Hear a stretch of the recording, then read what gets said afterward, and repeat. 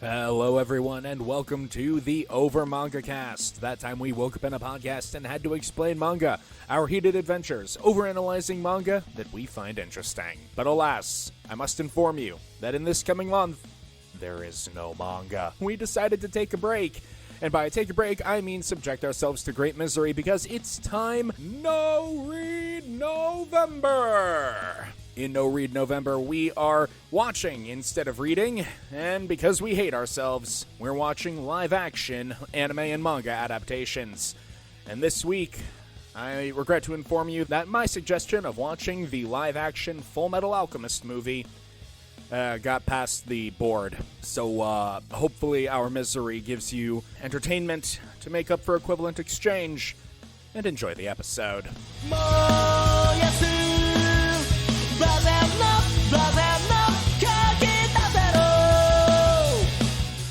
Yeah, welcome everyone to this episode of the OverMangaCast. My name is Sam. Here at the top of the show, we talk about our familiarity with the franchise that we're discussing today. I actually have something to say this time. It's weird, I know. I watched Fullmetal Alchemist 2003 and Brotherhood basically succinctly. Succinctly, yes. Anonymously? No. One after the other. One after the other. A few years ago, I greatly loved both of them. I keep meaning to track down the manga. I promise I will one day, but so far all I know is the anime, though I do know it fairly well, having seen it recently. Jake, how about you? Okay, so Jacob here. I have a bit of a weird relationship with Fullmetal Alchemist. It is absolutely my style of story. I love the characters, but I can never get into it. I remember watching Fullmetal Alchemist 2003 when it was coming out and absolutely loving it so much. But then I just, for whatever reason, get bored with it, and I cannot tell you why. I tracked down the manga. I own a bunch of the manga, and I read what I had, but it falls off my radar every time. It's so consistent that I really don't feel like it's just me randomly wandering onto other things. But, I love it. Why do I keep bouncing off of it? I don't understand. It's fine, Jake. We all have bad taste sometimes. Well, some of us. Matt here. So I've watched all of the Fullmetal Alchemist anime. It's really good. Why I could ever be convinced to watch the live-action movie for some reason, I don't know how this entire thing happened. You can't tell, but Matt's glaring at me right now. This was my suggestion for No Watch November. How about you, Jay? So, similarly, I watched all of Fullmetal Alchemist 2003. I think I actually got only about halfway through that before I picked up Brotherhood, and I remember watching all of Brotherhood. Have not read any of the manga. So, that is my familiarity. Was really excited to watch this. And yes, this is not, as you might expect, 2003 or Brotherhood. This was the live-action adaptation on Netflix, which begins strangely is a word for it, because we have the camera sweeping in on a picturesque house in the middle of a field, a woman hanging... in the middle of an obviously green screen field. with a woman hanging a... Doing laundry, and then horror movie cut to inside with an alchemy circle and some random tools in it. Are we just skipping over the fact that within 30 seconds of this movie starting, the mom just dies? We were getting to that. Yeah. we were building up to that. Well, we're already so many minutes into this episode and we haven't even established 30 seconds into this movie. The mom dies of mysterious I need to die to motivate main character death. So obviously the live action is operating off of watchers, viewers, working knowledge of... Could have fooled me. Which is knowledge of Fullmetal Alchemist, because otherwise you would have no background information or context. It would just be a continuous train wreck. It's still a continuous train wreck. Yeah. There's a pretty common through line with this movie that it falls into that ever so common trap of let's movie adapt a long form anything, because this is not just something that happens to anime turned into live action movie. This is something that, like, anytime you have a long form thing adapted into a movie, that it tends to have this problem where it's trying to do the iconic scenes that the fans know but it's also a movie, and you have to make necessary adaptational changes when you're so limited on time as a movie. It gets to the point where it's like, either make changes and do a different story and have the movie be its own self-contained thing and be good. Yes, please do that. Or just straight adapt the thing and don't make changes. Please don't do that, because that always ends up in a train wreck. And almost always what ends up happening is they go halfway between those two things, and it ends up even worse. And that's how we end up with the boys running off to play and Trisha Elric going to, like, warn them of something and then falling over. Like, the reaction that we had in this moment was the most riotous laughter in what's supposed to be a tragic moment. We have no idea who this lady is. She just has dead mom ponytail, and that's the only character trait that she has. Like, I am not kidding. Literally 30 seconds from this movie starting, it throws dead mom at you with the amount of drama to an extent that it could only be hilarious, because it comes out of nowhere, because the movie just started. We're joking about, like, character backstory, death, disease, and whatever, but it literally is. She's perfectly fine. She's mid-sentence, and then she just drops like a stone. Cut to funeral in the rain. The lack of build-up, I would have to say, is like the ultimate critique here, because you have no connection to this character other than she's female. She apparently has 2 kids. We don't know her character. We don't know anything about her connection to the main character. We know for some reason she dyes her kid's hair bright blonde. Because the 2... like, very good child actors they have, admittedly, are Japanese, because this is a Japanese cast, have very fake-looking dyed blonde hair. Like, it's not good dyed blonde. It's like... Because we need to give Ed and Al the Xerxes hair. Wait, they give them the Xerxes hair, but they don't have the golden eyes. Ed doesn't have golden eyes, and Al distinctly doesn't when we see his body in the Door of Truth later. Eyes are hard to do for live action. Well, okay, yeah. But they did the great CGI with Al. They surely could have done it in post. You can do post edit where you make them have golden Well, eyes. even more so, the moment when we see Al's eyes is even more egregious, because you could literally just do contacts for the, like, 3 seconds it's on screen. There was a lot of attention to detail, effort, and budget put into this movie in all of the wrong places. Well, it's everywhere that would matter for a trailer. we'll get into this, because as we go through the entirety of the boys' like death, not the boys' death, their mom's death, the funeral, this is all happening within minutes. They do, as you can expect of Fullmetal Alchemist, they try and bring their mother back to life using alchemy. The explanation for alchemy happens very quickly, and I thought it was very funny, because they do not do any. As they bring their mother back, it goes wrong. They recite the formula. They pour the mysterious dust in the bin. I gotta say, it was pretty funny, because I actually misheard the dub. Instead of metal, I heard 5 whatever the measurement units of meth. And I'm like, wait a minute. See, that's a problem right there. That would explain the monster that came out. Yeah, full disclosure, we watched the English dub of this, and I believe that colored our experience in some way, because we will get to Vic Mignogna. But anyway, so as it goes bad, how the movie decides to show this to you is the room they're in gets torn apart by an alchemy tornado, and the children, Edward and Alphonse, are thrown away on pieces of floor that are ripped up, and they are bed knobs and broomsticked, like, off into the darkness. Yeah, you can see the Wicked Witch of the West on her bicycle. It's that level of special effect, which is not to discredit the CGI. The CGI in this is really good, which we'll get into, because the movie immediately jump cuts to, Rolo? Lior. Riol is what the movie calls The it. movie calls it Riol, yeah. Yeah, it's supposed to be Lior. One of those amazing cases of, if you're going to make the changes that get made to this story later on, why are you pulling this? Because it's, quite frankly, a setup chapter in a manga that doesn't go anywhere, do anything. Now, full disclosure, I actually love the Father Cornello arc. I know it's short, but it does such an amazing job in the manga and anime of establishing what makes the Elric brothers unique, what makes them good protagonists. It tells us, like, yeah, it's an action anime thing, but it's got, this philosophical bent to it as well.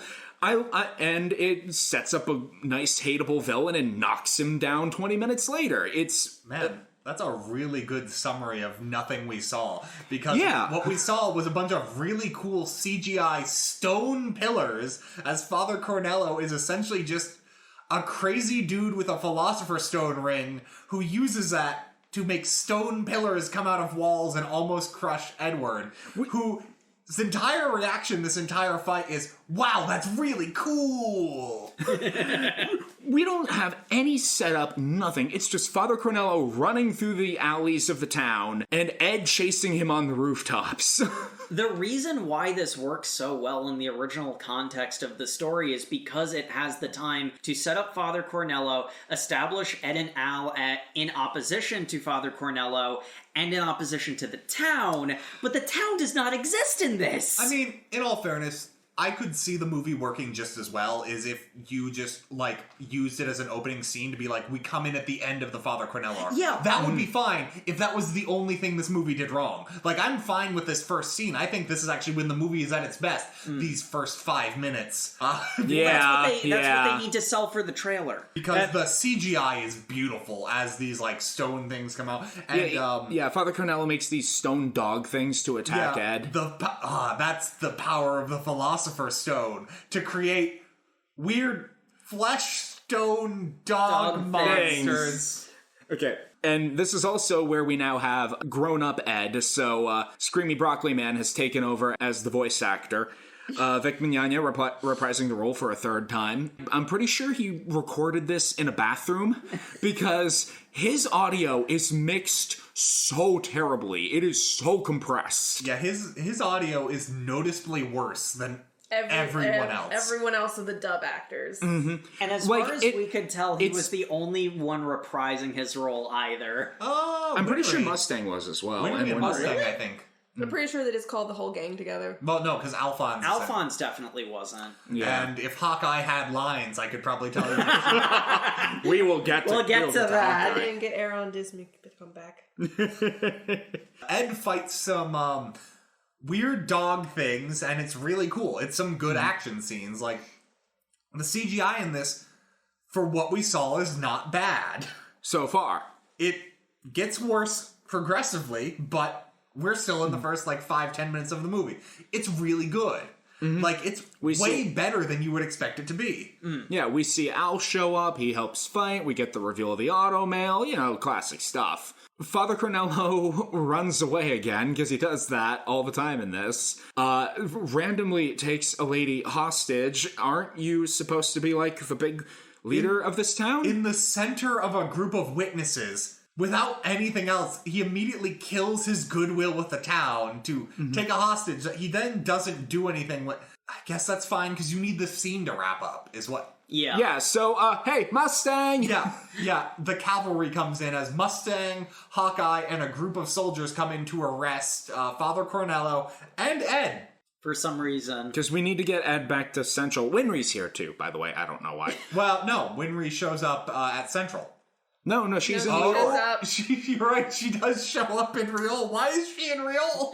Why is there a train there? It's supposed to be this middle of nowhere desert bumpkin town. Why is there so much greenery in Real? Yeah, so green. It's this lush place with winding alleys and tons of people. Oh my god. Adaptationally, you can change what Real is, as we were mentioning. If you're to take so much effort in making this, minute detail the same, either tell your own story, yes, please do that, or... don't change stuff. Get used to this running theme of Mustang showing up to be the actual main character, and Winry's here for reasons. Winry is in so much of this movie. I can only assume it's because the actress playing her was famous enough to get, a lot of extra scenes. Because Winry is in every famous And Full not Metal. even that. She's not just on every scene. She has to get the, spotlight of every shot. every particular shot. There was one shot where it's like, it's on Ed and Al, and then they just randomly pan the camera to show Winry behind Al for Like, some by reason. the way, Winry's here. By the way, It's just... Anyway, they go to Central because Ed's been arrested, but then once they get to Central, he's no longer arrested, and then...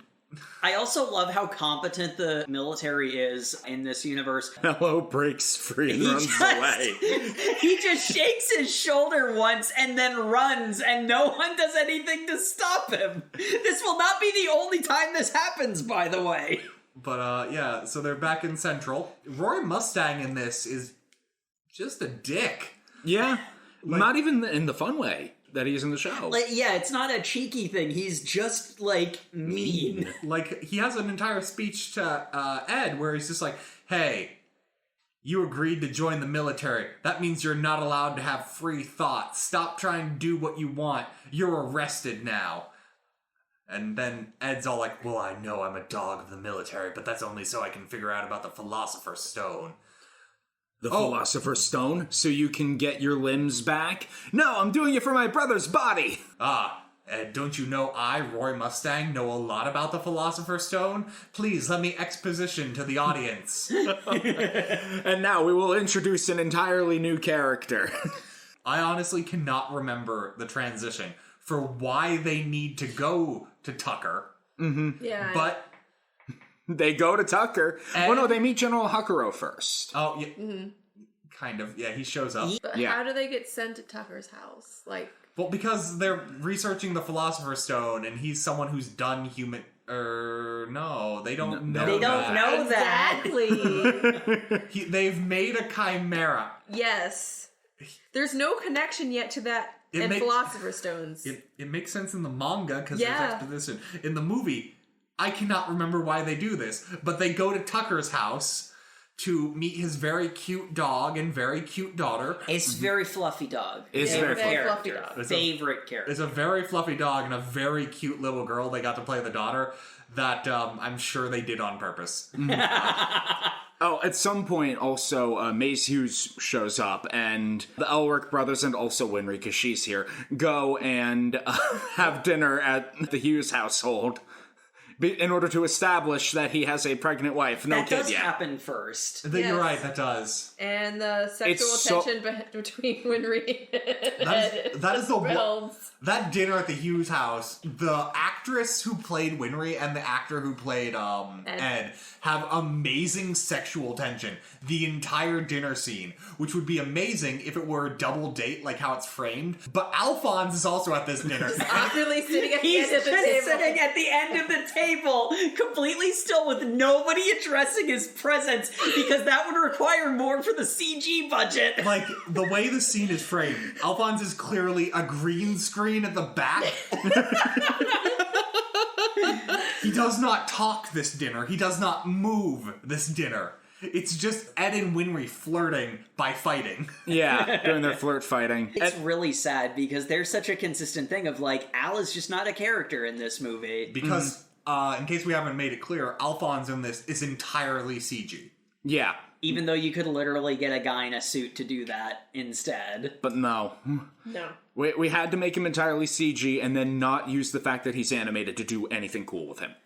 He does cool stuff. Just Yeah. in the scenes he's allowed to move. So Tucker's house. yeah, the gang goes to Tucker's house. Winry and Al are hanging with Nina and Alexander. You know, doing stuff, establishing, stuff. Playing with them. making sure that you really care about these characters that nothing bad will happen to. Yeah. And meanwhile, Ed's just expositing their entire backstory at Tucker, including the whole Door of Truth I did human transmutation thing. Yeah. By the way, that suit of armor, that's my brother's soul. Ed admits a lot of crimes he did to this person he's trying to get information out of. That he met like an hour ago. Like, he just goes like, hey, here's a bunch of stuff that if you told anyone would be like amazing blackmail. But I trust you because you made a chimera, which is not directly important to my goal. It's just... So we can't finish the Tucker arc right now. because we need another important character. This is so weirdly cut. Everything to do with Tucker is the biggest example of, if you're gonna make a point of making this so close to the original for the sake of the fans, why are you changing why so much? would you reorder? Like, you have to reorder it because it's a movie, so just do something different. Well, do something that's thematically the same and has the same heart and spirit, but it fits in a movie. Like, so one thing I do like is while he's at the Tucker household, Ed has a nightmare of when he lost his arm and leg during the transmutation. Because obviously, that entire scene, you could not get a child actor to do. Yeah. So having to make sure the audience knows that information, having adult Ed have a dream nightmare about flashback of it, where yeah. he is in his body, like he's his adult form going through this memory. And that's great because you get to have the emotion of, and like this is a really good scene because the CG's on point. The actor is really emotive. Like it's a good scene. It's the Door of Truth scene. I don't necessarily agree with the depiction of the truth in this. He's just, God is just kind of a pall of vaguely humanoid smoke instead of the weird, creepy little outline with the shockingly realistic teeth. But whatever, that's fine.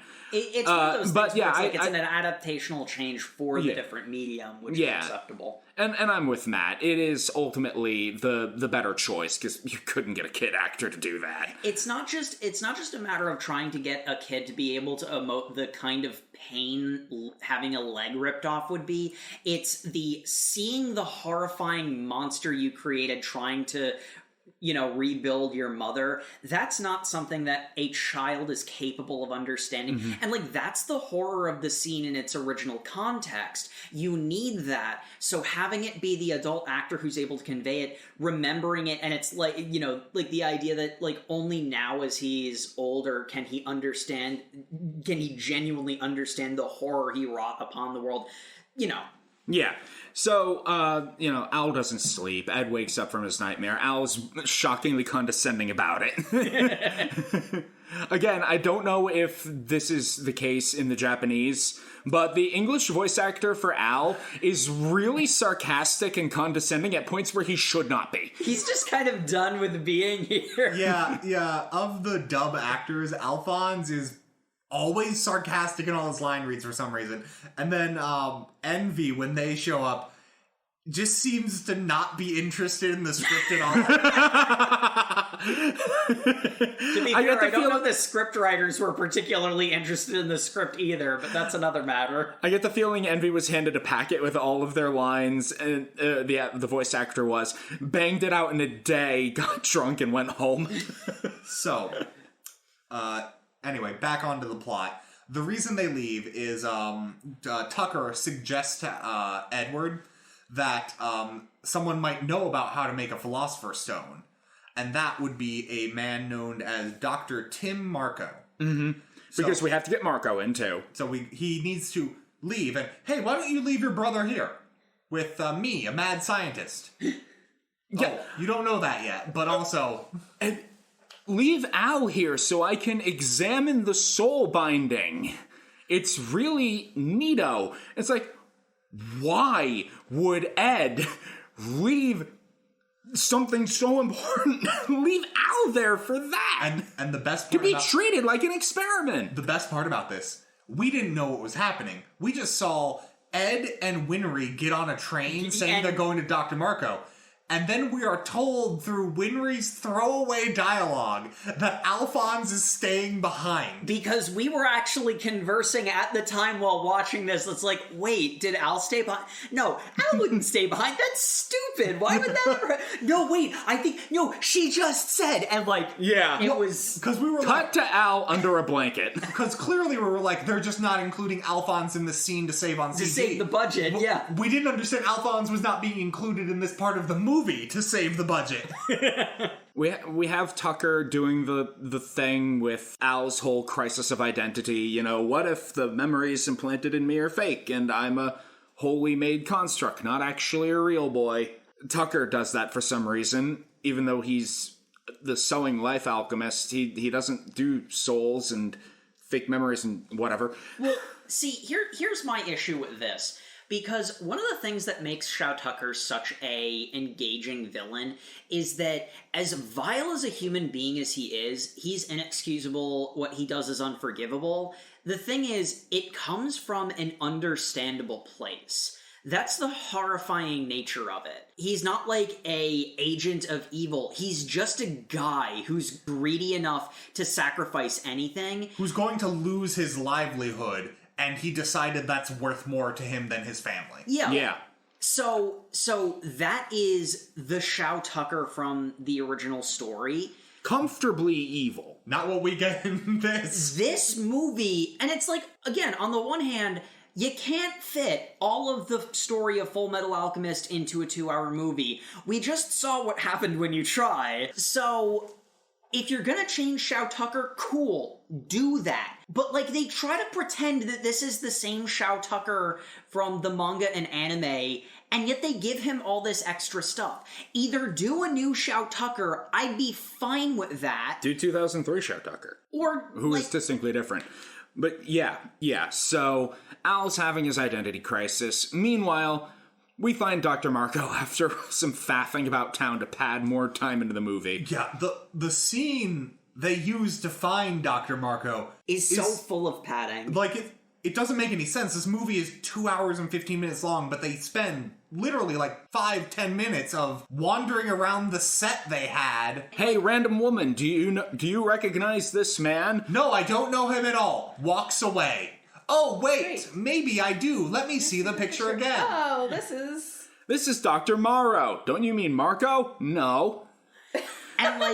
And you know, like the stuff that I've been saying about how you can't fit everything into a 2-hour movie, not only do they try to fit everything into a 2-hour movie, but they waste time on unimportant things. Like, you know, just for example, Ed and Winry's, like, their chemistry is very well established over the course of this movie. It doesn't do anything. Winry's in every scene, and if you removed her, nothing would change. Like, Ed and Winry's relationship is never talked about. It's just you have scenes establishing it for some reason. There is one moment of Mace Hughes and his wife, you know, doing a young love look as Ed and Winry are fighting, and that's like it. But anyway, because it's a famous scene, and again, it's fans of Fullmetal Alchemist know that Ed and Winry have a relationship. Mm-hmm. So we get to Dr. Marco's house. He has a shotgun. he shoots the wall. Ed does a cool transmutation thing to bend the barrel. He goes, "Oh, you've seen the Door of Truth because you can do alchemy without a circle." That's a weird thing for you to notice on sight, but cool. Yeah, whatever.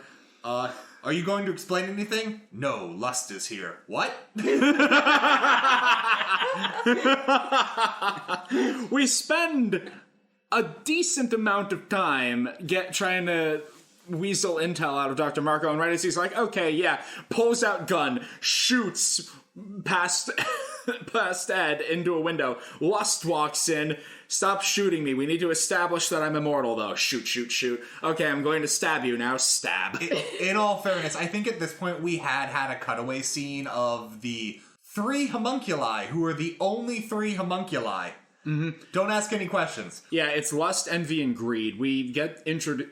No, not lust, greed. envy, and greed. Gluttony, not greed. I wish greed was in this movie. I wish greed was in this movie. We would have saved ourselves our eyes from the hideousness of gluttony. Yeah, because he's shown up already. Gluttony is a plus-sized man who is then wearing the bottom half of a fat suit. Mm-hmm. It's for good measure. It's a weird choice. It was a choice, though. Yeah. But nothing compares to the outstanding special effects for his teeth form. We'll get there. So, Lust murders the hell out of Dr. Marco and teleports away. Yeah, Lust literally just disappears from the scene with 2 people directly watching her do what she just did. Yeah. And no one talks about it for the rest of the movie. Dr. Marco uses his dying breath to be like, go to Lab 5, have this half-complete picture of a transmutation circle and a philosopher's stone. I will now die. It's really, like, almost funny because I don't think Ed or Winry canonically tell anyone Dr. Marco got murdered by a homunculus for a ridiculously long amount of time in this movie. It's presumed that, like, Winry called the police off-screen, maybe. They Because- never actually established that. It's presumed because we cut to Ed alone on the train going back, and then And then we staying flash there. back to the previous scene. Where Winry explains, I'm staying here. But we don't... This movie does a weird thing where you'll get an establishing shot of something, and then you'll get a flashback to the scene you were just in of exposition. explaining why the establishing shot is happening. Oh, God. This is not a good movie, in case you can't... It is a very bad movie, yes. I don't like to consider myself a film snob, but this is not a good movie. Yeah, even on just a structural level. Never mind how badly it's butchering FMA. It's just a bad movie. But hey, I guess we needed Ed to go in alone to Tucker's house to discover the horrifying truth. To get that famous scene. Al is deactivated, I guess. They implied... Okay, so there was a bit where Tucker, like, puts a blanket with a transmutation circle over lying down Al, and he's like, I feel dizzy. And then he's out of the movie for the next, like, 20 minutes because we need to save on the budget. I guess that Tucker knocked him out with alchemy sedatives or something. Yeah, the fact that Jacob is the only one certain of this shows you how well the movie was at letting the audience know what was happening. Yeah. So we have the famous scene of Nina and Alexander, where are they? Again, hilarious difference between the dub and the actor. Because, bless his heart, the actor for Ed tried, but he really couldn't sell Vic, I've done this 3 times, Mignogna's read of the lines. Well, I'll defend the actor. The actor did a very, like, subtle take on it, where Vic Mignogna's doing, I'm an anime protagonist, which you can't do in a live-action movie for obvious reasons. Yeah. We get my favorite instance of mixing where, Ed beats up Shao a little bit, Al stops him, and then Ed, in his rage, uses his automail arm to punch a wall. And there's no sound. And we're not sure if the dub messed this up, or if there was just no sound when he punches the wall. Like, visible cracks form in the wall, because he punched it hard. The only audio is Vic Mignogna's take of the anger damn it grunt. Yeah. And, like, the gasping from that, which goes over where the sound effect would be. I have to think they just slapped his audio on top of there and didn't mix it. Oh, also, weird difference for the movie. The weird dog-girl hybrid is not in pain and actually seems to be a perfect fusion because it's just perfectly content to be a dog girl. Yeah, it's just wandering around going, Hey, play with me. Ed, let's play. Dad, are you okay? It's one of those cases where wording is super important because in the original version, Nina would always call Edward Big Brother, like Al did, and that was what tipped him off because in the original version, the homunculus hybrid thing, the chimera hybrid thing said Big Brother, it hurts, and that was what tipped Ed off on that something was wrong, whereas in this version, it was play with me, but it's like, it's supposed to be the pain that they're in as part of, like, it's not just that... That's the horror of it, It's not just that a human and a dog got fused. It's that a human and a dog got, horrifyingly mutilated, mangled together. Also, if for some reason you weren't aware, they mention this time in exposition that, oh, wow, you must have done this to your wife last time. Yeah, because the wife had not been mentioned. It doesn't matter. Clearly the movie did not care that you knew this until right now, and I don't care that you knew this until right now. Overall, my take from it was just poor delivery. Mm-hmm. This was supposed to be one of the most anticipated and most dreaded scenes of the entire series, and I felt like it wasn't delivered properly. Oh yeah, the only dread that you get is that you know Fullmetal Alchemist because this scene is so famous. Frankly, because it is that good. And they just went through the motions because they had to do the scene. And it's the worst kind of shovelware movie. What's weird, too, is you could have just cut Marco from... What Marco ends up doing for this movie, you could have cut that and had them stay at the house and it would have been better. Because you would have gotten more build-up to this scene. Yeah. Nothing you get from Marco is worth going there. Yeah. You get to see Lust kill some people, which she does 100 times over in this movie. Yeah. Exactly. And they don't care about making a good movie. They care about checking the boxes on the scenes. You know, they think it's what the fans want. But, like, honestly... But what no. the fans want is good action and good plot. A good movie will not only make the... Like, because, like, there will always be somebody who's going to complain about it for not being accurate, and I don't care about those people. If you make a good movie that still fits with the themes of the story, you will not only make the fans who are capable of being pleased happy, but on top of that, you will make new fans by bringing people who haven't otherwise experienced Fullmetal Alchemist into the fandom, and then they can... Shut up, Jake. It's time to kill Mace Hughes. Yeah, hold on. I'm realizing now, because, little spoiler alert, audience, we're reading off the Wikipedia synopsis because we could not remember how this movie goes. I'm almost 100% sure the Wikipedia synopsis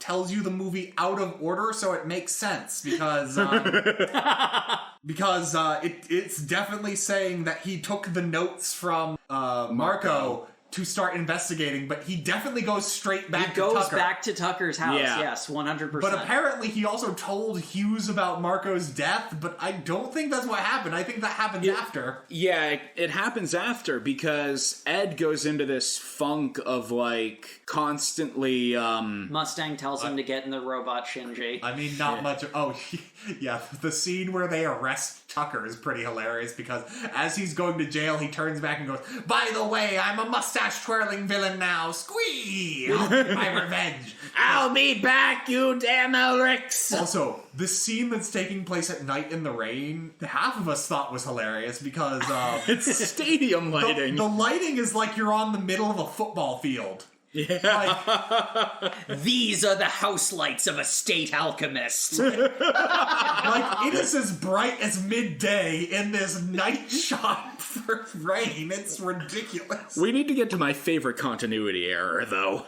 Yeah, let's get there. Which is, Ed's been working at this research with the notes from Marco for like 3 days nonstop. And so Mace Hughes comes and it's just like, "Hey, kid, stop being stupid. Here's Ross. You remember Ross from the show? She's got sandwiches. She's not going to say anything. We're friends now. We're going to help you research." We're friends, and this is what friends do. He does say friends a lot. Also, Ross does not have a single speaking line at all. Oh God, you're right. No, she Literally Because the zero. only time she talks is when it's Envy. doesn't. Yeah. Yeah. Oh my God. Yeah. They did not want to pay an actress for speaking. Which is weird, because they've got $1 million worth of CGI to just throw at anything that doesn't need it. Hey, And audience, also you might the have met. sets and the costuming is amazing too. Like, they had to either go on location for something, or had to build up European-style sets, like... Hey, audience, you might have noticed we've talked about Mustang an awful lot, and you might remember if you're familiar with the show, usually Riza Hawkeye is with him. They're bound at the hip, basically. They're my favorite ship in the show. Where's Hawkeye? She's not here. Riza Hawkeye, the greatest shot in the whole Mestrian military, fires 2 bullets in the whole 2-hour movie. Not by herself, either. She's part of a firing squad when those 2 bullets go off. So for all we know, they missed. Yeah. She is, canonically, according to this movie, at least as good as an average soldier at firing guns. Every time she was on Mustang screen, fires more bullets out of guns than Hawkeye does. Why? They're researching the notes, and it's Ross, Hughes, and Edward have locked themselves in a room to figure this out. and Hughes is like, "You can't trust anybody in the military. Even I'm gonna create some tension between me and Mustang, even though we're like best friends. You gotta watch your back, Roy." Oh yeah, there was a weird scene that I forget exactly where it happened. It happens Pretty way early, sooner right? than this, But, but Mustang and Hughes basically have a conversation about, like, hey, Hughes is just like, "Hey, Mustang, you're gonna get far, but you can't imagine everyone in the military wants you to succeed." And then Roy's just like, "I trust everyone implicitly. The military's super cool. I have no reserves about anything. You need to trust the military more," because the movie version of Mustang is weird. He's very, very And then- into the And then the scene ends with Hughes going, "Can't even trust me, your best friend." Well, I'll tell you what the purpose of all of this is. The movie is trying very hard to play off of the people they assume are going to be watching, people who know Fullmetal Alchemist. It's trying to convince you that either Hughes is the actual bad guy of this movie that will be different, or Mustang is the actual bad guy of this movie which will be different. Neither of which work, because neither of which makes sense. And if you're coming in with no knowledge base, then none of the character motivations make any bleeping sense.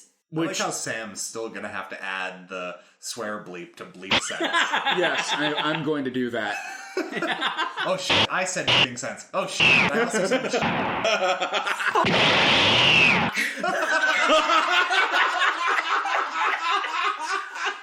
Oh, it's late. It is very late. Anyway, so yeah, Ed acts super mistrustful of Hughes because he's like traumatized from Tucker. Because he just told Tucker all his secrets, and then that guy Tucker became randomly a supervillain. and then he got sent to jail for war crimes. So Ed, super mistrustful of Hughes. Hughes openly is a very mistrustful person in this show in this movie for some reason. No, Hughes is saying it's good to be mistrustful of people. Mm-hmm. He's a genuinely nice guy. He's just saying, look, the world's got a lot of people who will stab you in the back. Watch your back. Yeah. So they're doing their research. They're going to figure out that the country is a transmutation circle. Whatever. Well, that never gets revealed. It's that never actually goes anywhere. It never goes. Anyway, Hughes figures it out. Hughes and figures then it never out. tells anyone. Mm-hmm. So they're working on it. They're getting close. Technically, Hughes doesn't even figure it out on his own, actually. Yeah. By the way, Ed in this movie's a fucking idiot.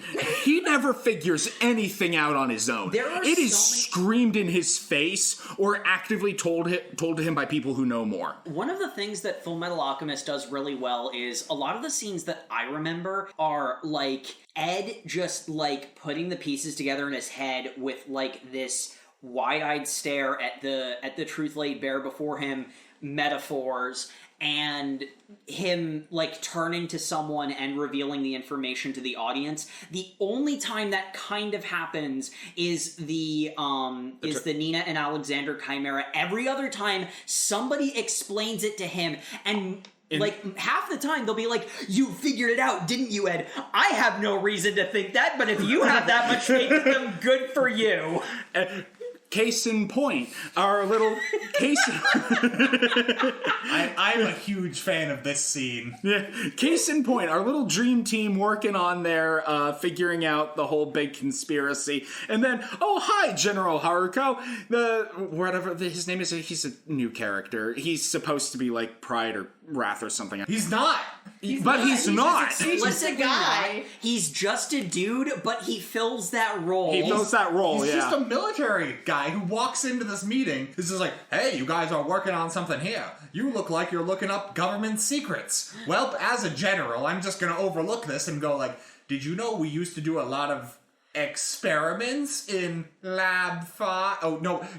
He says, you're talking about Lab 5, which is super interesting. Because the door was closed and he walked in well after they stopped talking about Lab 5, but whatever. Mm-hmm. So he goes in, Lab 5, I think that used to be this right here. But that's a canning factory. It used to be right here. That's a canning factory. It used to be right here. It's a canning factory. And Ed throws on his jacket like, I trust you implicitly. I'm getting my brother in Winry and I'm going there right now. I just realized, no. Rosa? What's her name? Ross. She has a line here where she's like, this canning factory closed down years ago. It's in ruins. That's all she says in the entire movie. So we've cracked it. She does have exactly one line. Amazing. Which I think is still extra status by anyone's the standards. Well, by U.S. standards for movies, I think. But yeah. So we go to the canning factory, and it is not entirely abandoned. It's an abandoned canning factory. By the way, this scene was happening at night. By the time they reach the canning factory, it's broad daylight. And by they, I mean Ed, Al, and Winry, who's also still here. Why? She's here for some reason. And she was passed out. She was a hostage. At the canning factory? No. You're skipping way. You're skipping to the end of the movie. You're skipping to the end of the movie. Trust me, I want to do the same.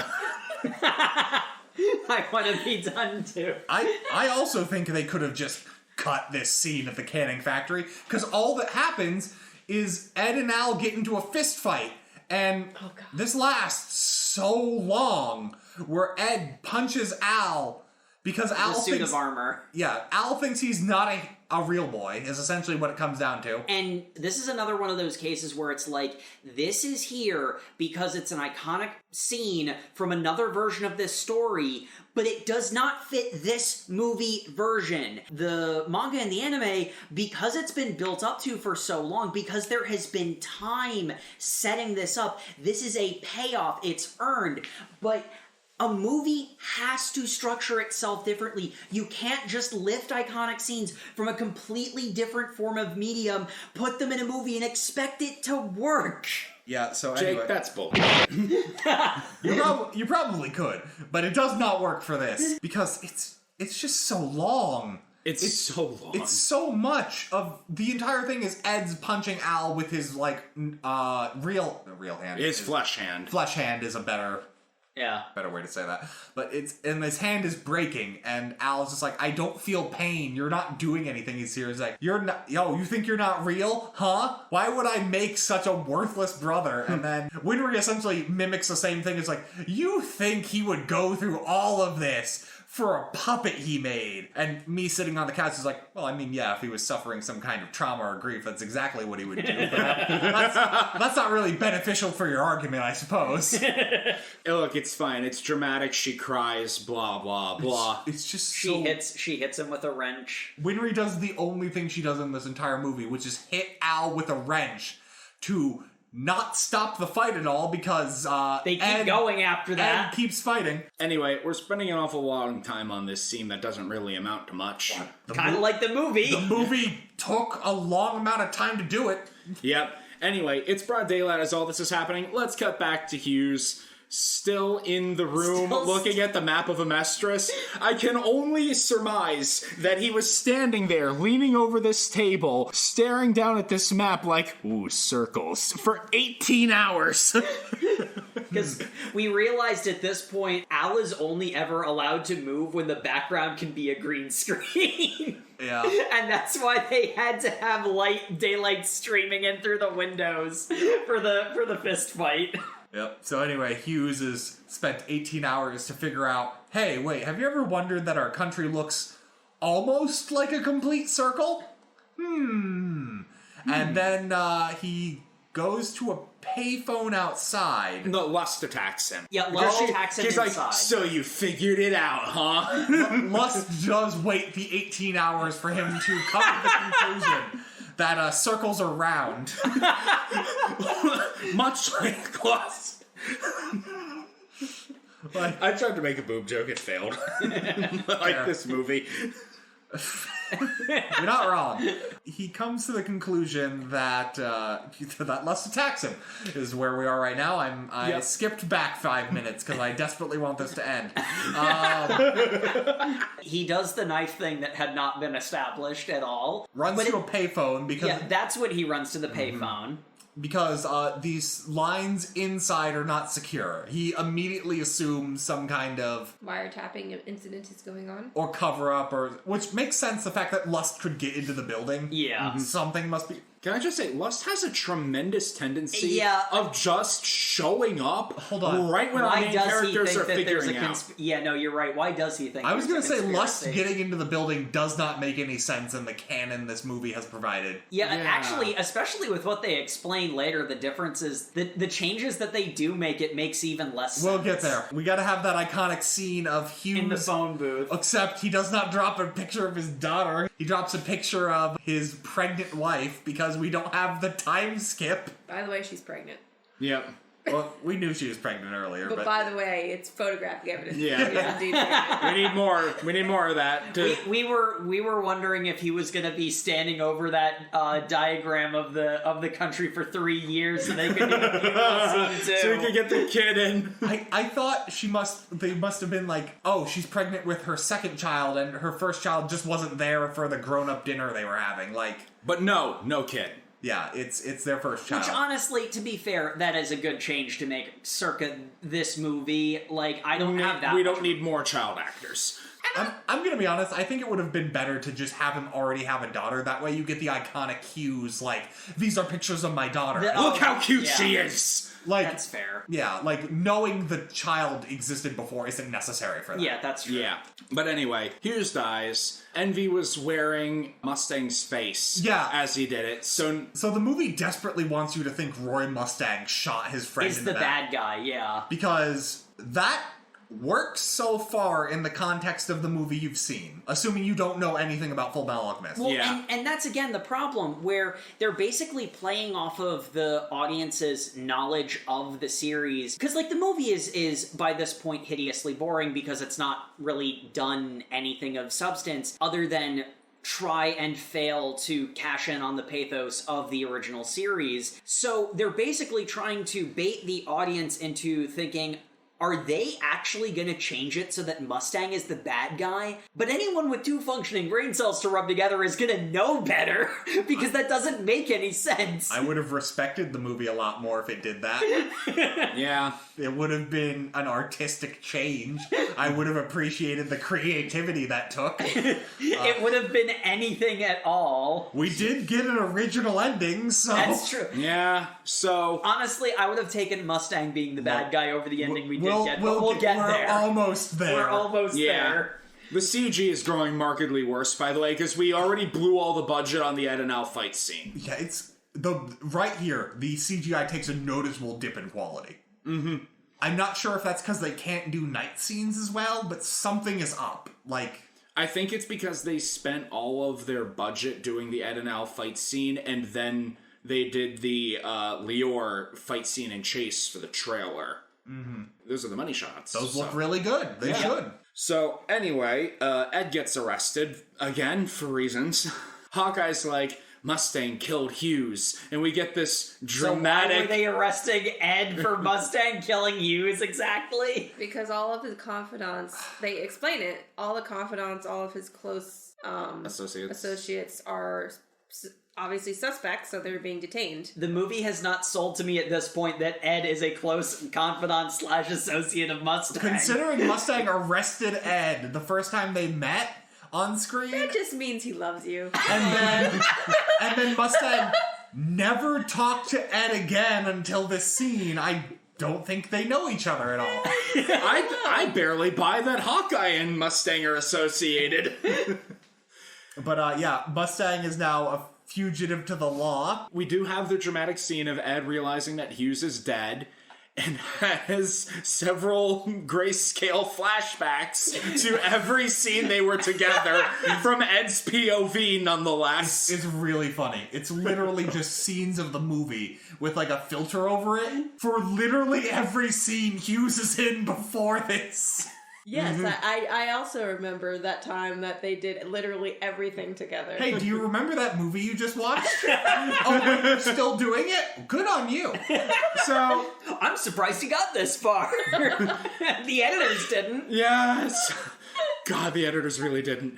So Ed and Risa break free, because of course they do. The military fucking blows in this. These people are such incompetent morons. I can only assume your average soldier is trained to, if a prisoner makes a break for it, to watch them do so. Yeah. It's like, this is the cold war machine of death that reduced Ishval to dust and blood. This is the army that, on the machinations of a high-up conspiracy, used war and violence to turn this country into a giant transmutation circle. I don't fucking buy it. I'm gonna be honest, it's the only time we hear the military doing anything when Hughes is looking up battles. No, I think he's the only one who mentions it. It's when Hughes and Mustang are having their chat about you can't trust anyone, and Hughes is like, man, you remember Ishval? It was crazy, wasn't it? Yeah, that was pretty bad. Nothing's been the same since. So, anyway, Scar's not in this movie, by the way. Fair. Scar is a very... If you're gonna do this, what they've done, cutting Scar is a good decision. But anyway, Yeah. Ed and Hawkeye have both been detained for being... Associated with Mustang. So they are in a room together where Their plan to escape is Risa yelling, "No, what are you doing?" To which The window's open. the soldiers bust open the door to see the window is open, and they go out there and point their guns at the street, to which Ed then shouts, "Hey, sorry about this," and then takes a full 2 seconds to punch both of them unconscious. It's fine. This is not the most incompetent they will be. Letting the crazy priest go, that was peanuts. This nonsense, that was peanuts. Wait. Yes, we're going to the tunnel. If we're gonna point out plot holes right before we go to the tunnel, because they immediately find Mustang upon escaping, is the funny bit. If they could just open the window, why not just leave out the window? Because leaving through the building is full of more soldiers than the two they knocked out. And, like, Ed is, like, shackled at the wrists. Why not just transmute yourself out of that? The wrist shackles are not meaningfully far enough apart that he can't do the hand clap thing. Even not, he can carve a transmutation circle. That's been established a thing he can do, like... Yeah.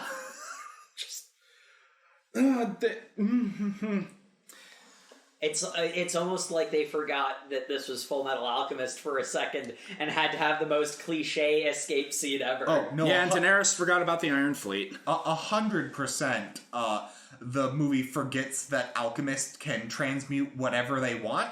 Uh-huh. Because, like, they all can do alchemy. Some of them just have specializations. Yeah. But that's a preference thing, not a...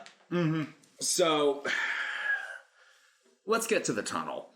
Mustang... Do we have to? Yes, we have to. We have to wrap this up. So, by the way, Lab 5... It wasn't the Canning Factory, shock of shocks. Lab 5 was actually the old prisoner of war camp. And Mustang knows this and goes there because Hughes used his dying breath to say so into the phone. And so Mustang gets past all of the guards and gets into a tunnel underneath this prisoner of war camp. And Risa and Edward find... Yeah. Immediately. They jacked a car. I guess they jacked a car at some point and ran the barricade because they just drive up in the middle of this tense standoff. Major Ross, what are you doing here? Why are you holding a gun on Mustang? Why are you, like, threatening everybody? No, Mustang, don't set her on fire! Which is amazing. This group of people with guns held to the fugitive Roy Mustang. The Flame Alchemist! Watch as he burns alive the person in front of them who for several seconds. Who is ostensibly in command of them right now. Yep. These soldiers watch a fugitive kill their commanding officer for about 30 seconds while doing nothing. No one yells, no one flinches, it's just like... And this is still not yet maximum incompetence. We're almost there. Yeah, because Ross's charred corpse falls to the ground, and then... We were kind of hoping it was actually Ross, because that would be literally anything. That would be literally anything, but no, it's Envy. Envy stands up and is like, how'd you find out? You had the hair swished the wrong way. Yeah, which, considering Ross has appeared in... One and a half scenes before. The audience has no chance of noticing that. Yep. So, whatever. By the way, Lust and Gluttony are here too. Are just here. They walk through the line of soldiers. Well, Lust, I'm convinced her, like, magic homunculus ability isn't the stretchy stabby fingers. It's her ability to just teleport to where the plot is. I can think maybe within the context of this, I think the soldiers hunting Roy Mustang, because they were working with fake Envy, have been told to just ignore Lust is there. Considering the amount of people she walks through, I think that's just assumed by the plot of the movie. But what happens immediately afterward kind of refutes that. Because Lust 6 Gluttony on those soldiers. She 6 Gluttony on literally everything. That doesn't mean anything. Yeah. Lust go-to is Gluttony, eat them all. Yeah. Except the Full Metal Boy. Not that ever gets explained in any meaningful way. Well, she says the Full Metal one will be a meaningful sacrifice, but that doesn't actually They reference their creator, though. at least once or twice. Kind of. Yeah. Yeah, it's Lust being like, we homunculi aren't so different from you humans. We have all 5 senses. I have my own thoughts. I care for my creator. We never see father in this. And that's sort of the problem, though, because, like, they have so many things that are contingent on elements of the source material, but this is supposed to be a self-contained movie. Quotes around self-contained. There's a lot of sequel bait at the end. There is a lot of sequel bait at the... Well, no, sequel bait doesn't mean it's not a self-contained movie. Because, like, it... By definition, it does. Well, it has its own complete story. If it has set up for something else... Semantics. Kinda. This is apropos of nothing. The important thing is, Gluttony is sicked on the soldiers. And now we're at maximum incompetence. Because they all fire randomly, some of them into the ceiling. Also, this is where they officially ran out of money for the special effects. Because I know you've been seeing a lot of beautiful CGI in this so far.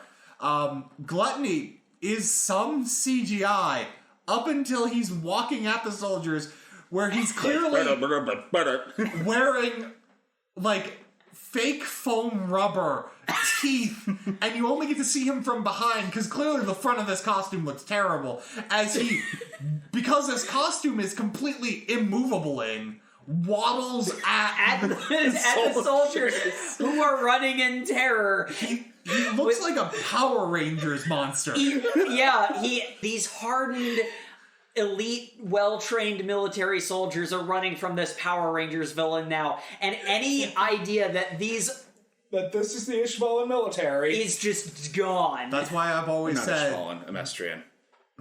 Fair, you're right. That's why I always say the best Super Sentai are the ones where they just give the Sentai guns. Yeah. So, we have another standoff with Lust. Kind of. We need another iconic scene, so Mustang takes Lust's attack that was meant for Hawkeye, who still has not shot anybody. At this point, Mustang takes her gun and starts shooting the homunculus. Yeah, Mustang goes, well, Hawkeye, you clearly don't know how to shoot a gun. I know that gun you're always holding on your holster. Give it to me. And then takes it, shoots Envy in the kneecap, which how skinny Envy is a feat. Like...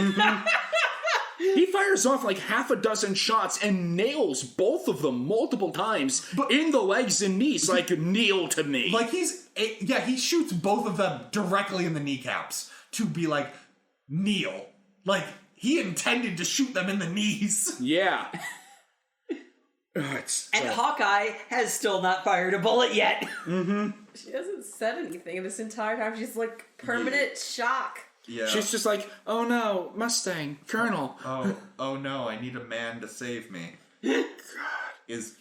I'm kidding you not. That is literally what they do to Hawkeye. Oh yeah, absolutely. They remove all agency from her so she can be Roy Mustang's damsel in distress. Yep. And because he's got to get heroically stabbed to save her. And now we can do the thing where he's like got the open shirt and the cauterization wound.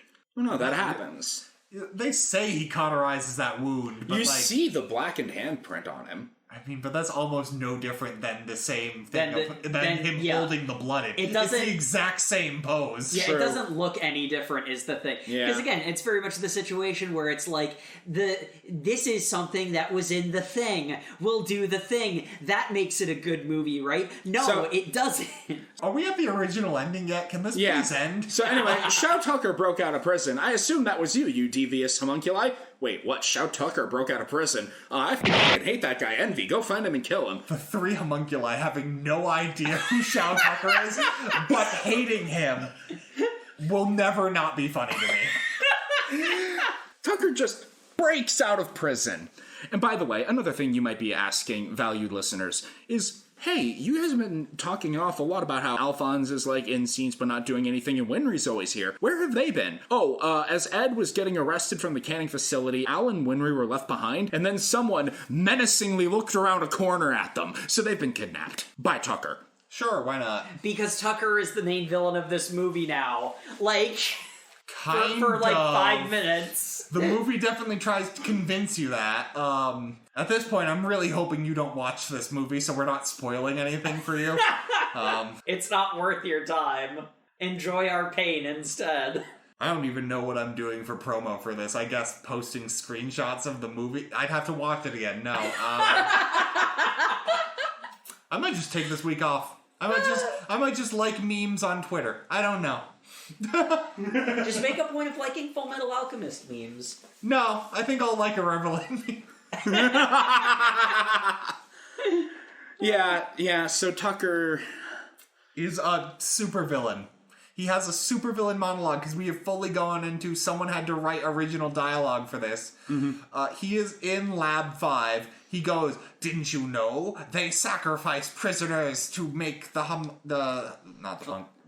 out that later, but the Philosopher's Stones, the thing you've been looking for, they've got vats of it right here. and it's made of people." Yes, and you know what I'm going to do with them? Nothing. I don't care about them at all. I'm just going to shoot you in the face because I hate you. And Ed is in the middle of the circle, of the transmutation circle, going, the Philosopher's Stones are people? No! Tucker puts a gun to Winry's head and says, "Ed, remove your automail. I don't want any of your tricky alchemy."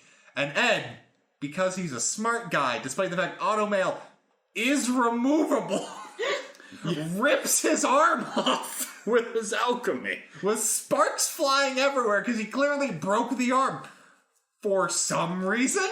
He doesn't have time for this.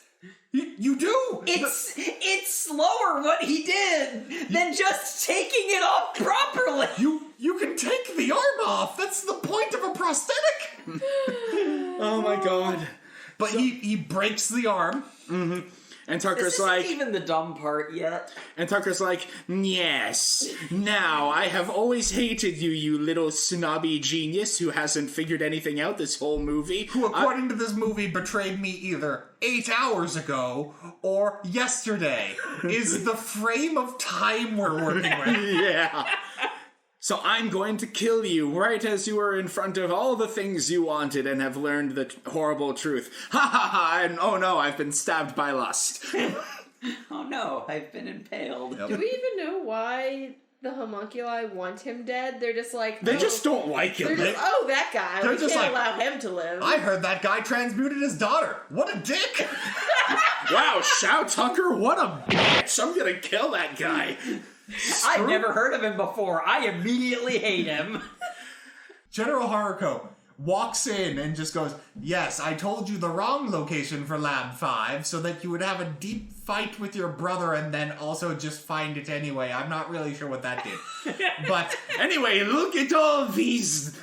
yeah, because apparently Haruko walks over to some light switches that apparently Tucker didn't know existed, because when you turn on the light switch, it reveals, did you know this was actually to create an infinite... I'm sorry, first what he says is, do you know why human transmutation is illegal? Because it's immoral and unethical? No, you idiot! It's so that you don't make an infinite army of soldiers. Wouldn't that require an infinite amount of resources? Shut up! No, it's magic! Also, Tucker didn't notice these 2 light switches, one of which, click, and reveals the ceiling is a bunch of blood semen dolls. You remember the mannequin army from the end of Brotherhood? You remember the mannequin army that was really cool? And Brigadier General Armstrong, rallied the defense? We don't have either of the Armstrongs in this. God, I would have loved to see How would you? He's too buff. He is too buff. Other Armstrong probably, but you'd need a blonde woman. Or a woman willing to dye her hair with very bad blonde dye. Honestly, them trying to do that would have... They were definitely dyed. Yeah. But, them trying to do that would have been more entertaining than almost anything of what we actually got anyway, so... But as why I described them as such is these mannequins appear to be made out of a semi-translucent white material Yeah. that Yeah. there is no other word to describe it than it looks like seminal fluid. Yes. Yes. That is not a sexual reference. That is not anything crude. I am giving you the medical terminology for what it looks like they're made out of. Yeah, and now I will insert these stones into them, and Which is what the second light switch did, which is right next to the first light switch. It's super good. No one ever accidentally flipped either of these. Also, this entire time, we just had a facility ready to make an infinite army of soldiers waiting for a light switch to be flipped. Oh yeah, and he talks up a big game about how, these soldiers... They're completely indestructible! They don't feel pain or fear. They can be attacked and no damage will be dealt to them. And, they are awakened, and it's the last good bit of CGI as they're hanging from the seal. It's a sufficiently... It's a moment...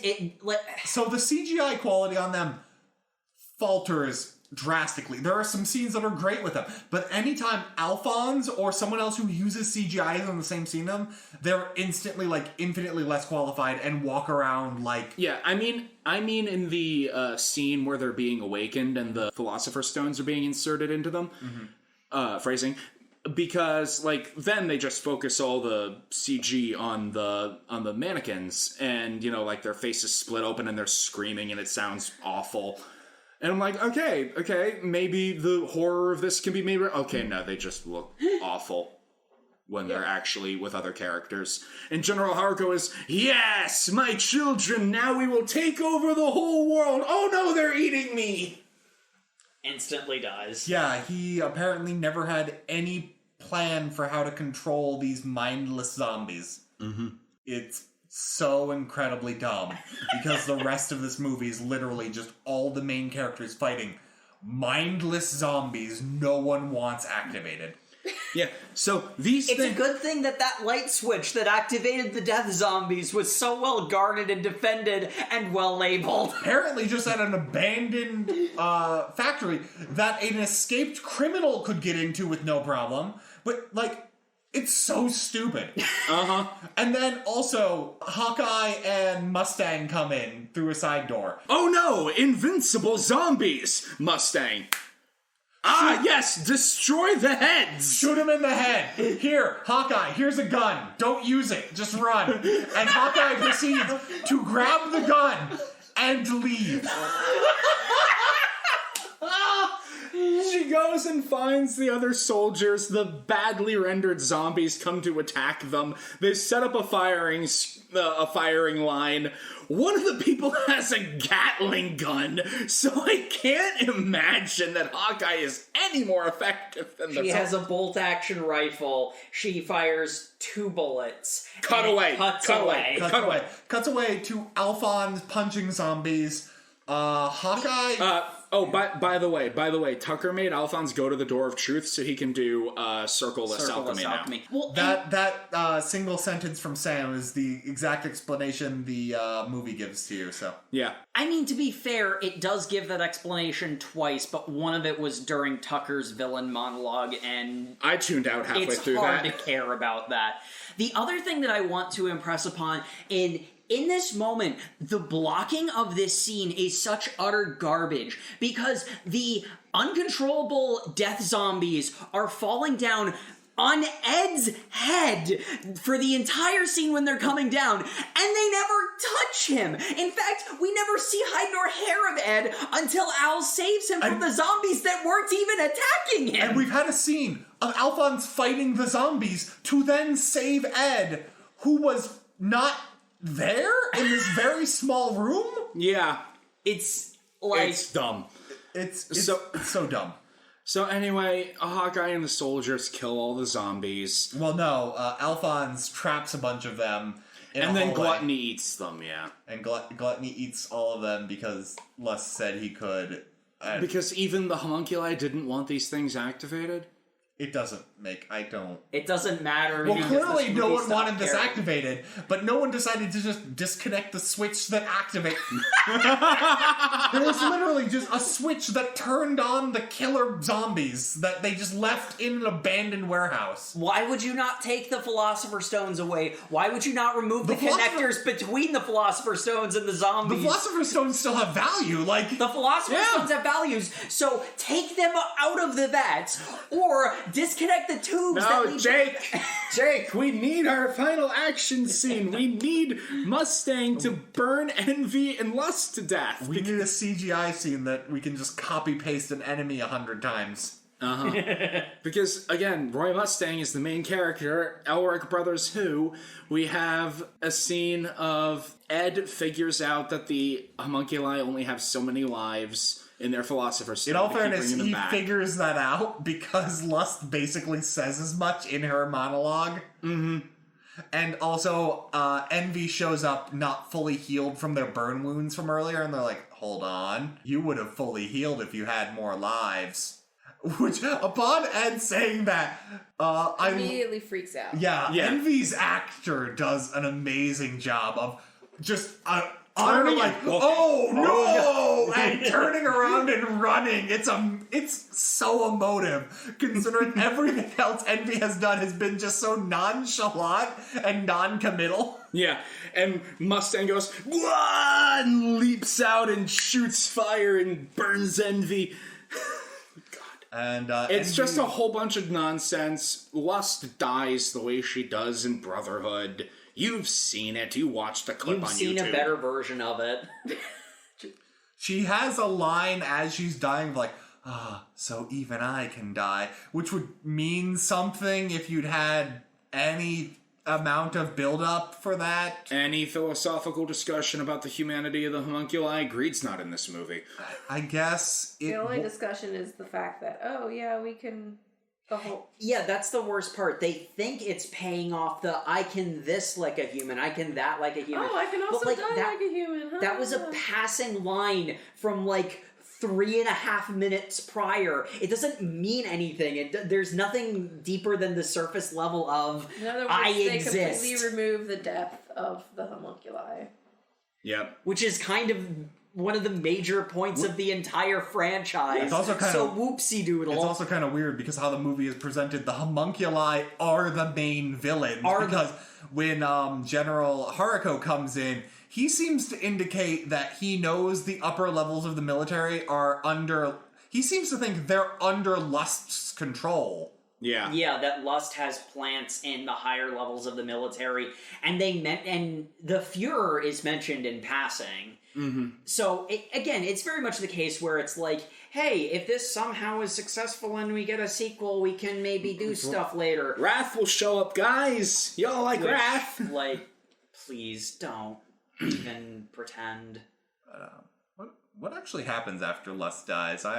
Mustang takes her Philosopher's Stone and is like, it's got one life left in it, Elric. Go give your brother his body back. Yeah. And Alphonse Hawkeye runs onto the scene like, oh, Mustang, let me dramatically take you away for something. Yeah. Also, Alphonse's voice actor, which again is probably the dub, this entire scene, I was very confused what his motivation was, because I thought he was saying... I thought what Ed was going to do was just destroy the stone outright, and what he was saying was, no, I really want my body back, because that's what the dialogue That's what the framing, that's the way it's framed. But no, Ed goes to the gate, sees Al's body, which is fully CGI, except for when it's not. Except for when it's not. When it zooms in on his face and they have an actor with, like, a real eye. Which, again, is brown. Just have a color contact. Like... I mean, I don't know. If you've already made the decision to have him blonde hair, brown eyes, you've already made that decision. Yeah, whatever. At least be consistent within your media. Yeah, yeah. God is like, okay, yeah, give me the Philosopher's Stone. Your brother has his body back. No. Because this Philosopher's Stone has a human soul in it, I guess. And nothing is worth a human soul. You learned the lesson. What? He distinctly didn't. Anyway, Al, I'll come back for you. Bye. I saw your body, Al. You didn't bring my body? No. I'm gonna find... Oh, you know what? You did the right thing, brother. Doesn't this conversation happen on a train? No. Oh. No, this is still in the battlefield Okay. where Lust died. Gluttony, by the way, just is Slav squatting on a roof, looks down at the field and goes, Lust is dead. I'm gonna run away now. Aww. Envy's charred body is like against the fence, looking like a Terminator 2 reference. And yeah, no, that's basically where it ends. They say something and then pan away. Alan Winry are playing Old Maid. Yeah, they literally just cut to the train ride I was talking about, where they talk about, don't worry. It literally just cuts to a train ride of like Ed going, don't worry, Al, I'll find another way to get your body back that isn't a Philosopher's Stone. I'm like, where do you go from here? Movie's over! Well, not quite, because we get an after the credits scene where Envy's body chars away to reveal Tiny Envy, who is a little chameleon. Yeah. Which looks very much just like a manga chameleon, which is a weird direction to go. No, it's what Envy looked like. In the manga. It's Envy's true form in the manga. But why not make it a like live action chameleon is what I'm saying. It looks like a manga chameleon. They had already spent all of the budget by that point. Yeah. I don't think it's more expensive to not make a live action chameleon than a... So, live animals on set are always expensive and Oh no, I meant just use a model of a chameleon. They made like a 3D anime... Okay, that's a good point. So anyway, we've reached the end of our viewing. I want to die. I don't want to discuss this anymore. I don't think I had a favorite character. Maybe Lust. I feel like Lust's actress put in a decent amount of work with the shit she had to deal with. Hughes wasn't bad. Hughes is very accurate to his character, actually. Hughes is very accurate to his character, and I think the thing that was the best about Hughes is that he was very accurate to his character, and even with all of the adaptational shenanigans, the inevitable nonsense, that he still worked within the story. Like, even the stuff where they're, like, trying to imply that he might actually be the bad guy early on in the movie works for the character as established by the movie, and it's Hughes. How can you not love him? So... Yep. So, Matt here. I'm going to say, out of what I watched, I really appreciated the actor for Edward. He does a lot of good work. Like, I feel like a lot of times the script isn't working in his favor. He did a good job. And I really like the romantic tension they build between him and Winry, despite the fact that never has any form of payoff. But again, not the actor's fault. They do a good job of establishing there's a romantic connection there with very aromantic scene. Well, the dinner party's very romantic. Yeah. But, like, otherwise, very good connection. I think we did a bit of a disservice watching the English dub because, again, Vic Mignogna's performance and the actor's performance are diametrically opposite. They're good in their own ways, but they are both very different energy. I mean, but if we didn't watch the dub, we wouldn't get the hilariously off. It's true. Jay, you have a favorite character? No. That's a fair answer to the question, quite frankly. I'm just being honest, no. So, did anyone enjoy watching this? Yes. Oh, yeah. So Jay would recommend watching this. Yes. Not for any plot or any sense of like actual tried and true loyalty to the franchise. It's just very entertaining. Yeah, I'm actually with Jay. In the context of if you have a bunch of buddies that you want to laugh at an awful movie with, this is great for that because there were a lot of unintended hilarious scenes that I actually enjoyed the time I spent on it. If you are a deep lover of FMA, it will probably incite rage. Hey Sam, how'd you feel about it? I'm gonna go listen to again and cry. Yeah, and finally Matt here. I'm gonna side with Sam. I don't think this is worth your time.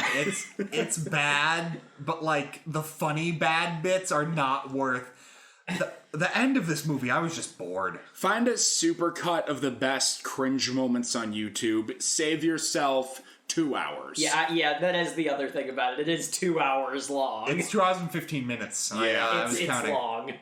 So, anyway, as always, over MangaCast, you can listen to us on your podcast app of choice. Go ahead and drop a review wherever you can find it. We really appreciate them. You can follow us for our memes and opinions on @OverMangaCast on Twitter, Facebook, Instagram. Reach out to us anywhere. We really appreciate it. Subscribe on YouTube. Yep. Also, Comments there. YouTube is really good for individual episode comments if you don't want to write a full review, which I can understand. Also, if you have any suggestions for things you'd like us to read in the future, preferably not live-action anime movies, we're kind of doing that as a special event. Speaking of which, dear listener, next week, you've got another one coming. Unfortunately for us, this is a hell we're all experiencing in a row. We're continuing. We're continuing. No read. I wish it was No Watch November. We're continuing. No read November next week with What are we watching next? Death Note. Dude. We are watching the Netflix Death Note, which is not a Japanese movie. It was a Western movie created by Netflix. So, I look forward to a unique version of cringe. Yep. So, go ahead. If you want to share in our cringe, go ahead. Watch that by next week. It's available on Netflix, as I've said 3 times now for some reason. Sponsored, not sponsored. We wish. Hey, Netflix. Hey, Netflix, we're gonna probably not do good things to your movie next week. Yeah. Good night, everybody. Yep, good night. Night. Good night, everybody.